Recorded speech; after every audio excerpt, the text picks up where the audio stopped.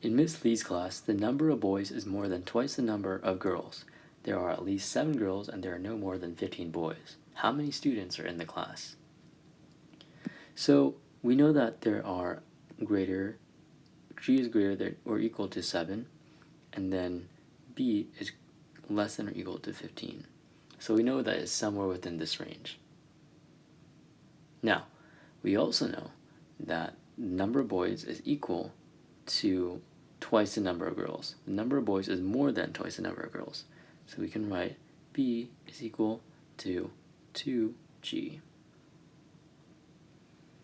Okay, so we can just set up a table here. And so we have number of girls and number of boys here.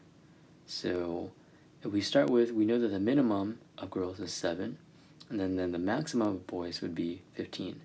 This so far would satisfy the equation. Let's go down 1, or go up 1 for girls, so this would be 8. And so if it has to be greater or equal to the twice the number of girls, it would be 16.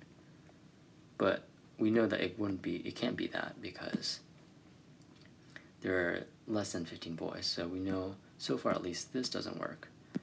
Okay, we can try another one up, but I don't think it would work. This would be 18 boys, because 2 times 9 is 18, and this would also not work, because we know from this equation, from this one, B is less than or equal to 15, and right now that's not less than or equal to 15. So therefore, our only solution so far is 7, 15. So 7 plus 15 is equal to 22. Therefore, there are 22 students in the class.